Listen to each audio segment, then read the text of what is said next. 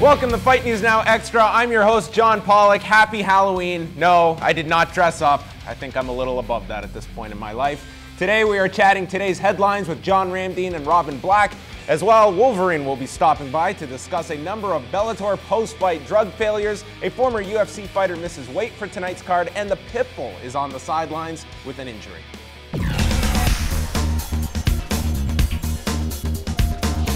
It was reported on UFC Tonight this week by Ariel Helwani that UFC heavyweight Andrei Arlovski recently underwent arthroscopic surgery on his left shoulder, and he'll be out for the next 6 to 8 weeks recovering from the operation. Arlovski returned to the UFC earlier this year with a controversial decision win over Brendan Schaub, and then finished Antonio Silva back in September.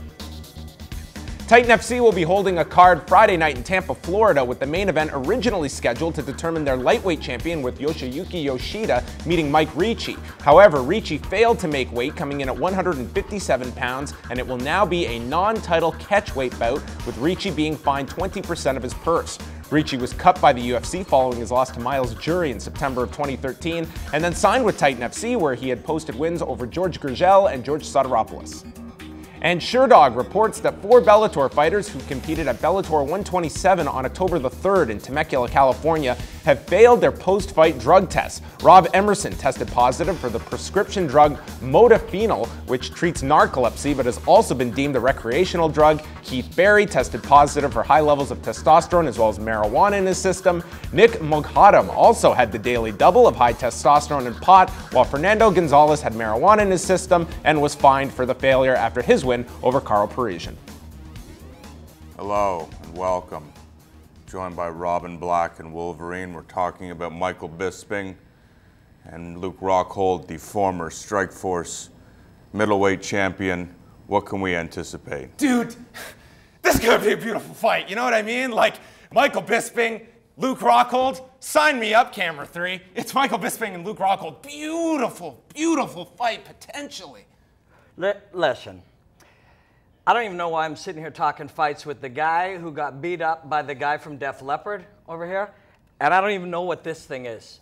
They tell me it can fight here. This thing doesn't look like it could fight its way out of a ball sack. I was a fighter. I have multiple experience because I wanted to get the true experience of being an analyst, because this job, it's a beautiful job. We get to talk about fights for a living, and I can't wait for Michael Bisping, Luke Rockhold, 2 extraordinary athletes. And let's break down that word, extra and ordinary. On their own, they just don't make sense together, but you put them together, it sounds like a beautiful compliment, and that's what this is going to be between Michael Bisping and Luke Rockhold.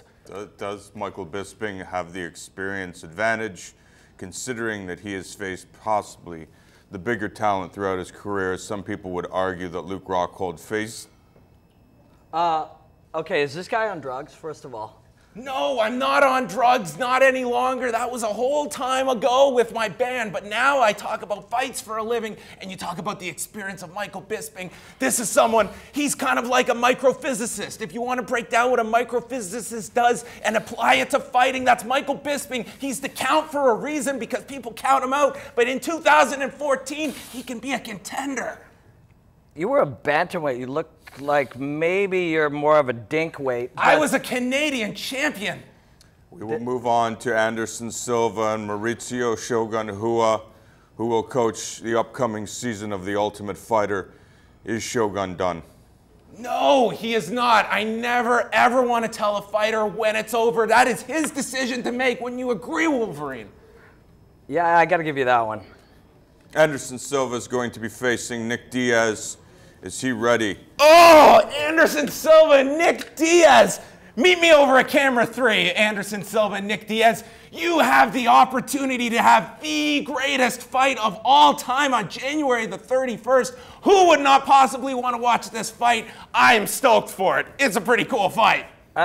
I got to be honest with you. This guy over here, he says a lot of very intelligent things, and might be the best analyst in the business. I am quickly ascending the ranks within mixed martial arts to be the greatest analyst of all time, because I want to get into the heads of each fighter and understand that minutia of what brings them out to fight. It's beautiful when it all comes together, and on January 31st, Anderson Silva and Nick Diaz are the perfect examples of 2 men who are on this planet to fight for our enjoyment. I will say that it doesn't appear that you're actually a fight fan. You don't seem to have any knowledge about anybody competing in mixed martial arts right now. Well, we got some poof from England fighting some surfer. And then you got this guy. As long as this guy's here, I think he can get everybody excited. Probably the best analyst in the business right here. I think I liked him better when his hair was standing up. This is a nice shirt. The tattoos are good. I can see why people love this guy. Chris Weidman going to be taking on Vitor Belfort on the same card as Ronda Rousey and Kat Zingano. People believe that Chris Weidman is not only the future, but the present, and Vitor Belfort is just a sauced-up machine.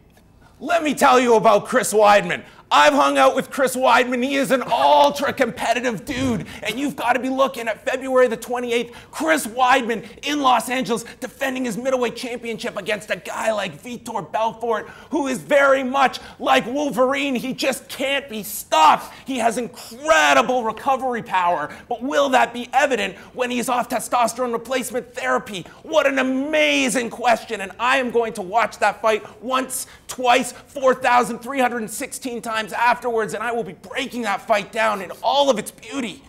This kid knows what he's talking about. And, excuse me, Vitor Belfort, clearly he's got to be on the human growth hormone, right? I mean, that's how you regenerate, and you get cut open a little bit, and you just heal right up. It's going to be a beautiful fight, way more incredible than his origin story, which was a total tank. But I think that it's much going to reflect the days of future past. Are we going into the future with Chris Weidman? Are we in the past with Vitor Belfort? It's going to be a blockbuster, just a beautiful, beautiful fight. That is it for us here at Top FN. kind of business Don't go right anywhere. More Fight News Now Extra is still to come. Top kind of business right there.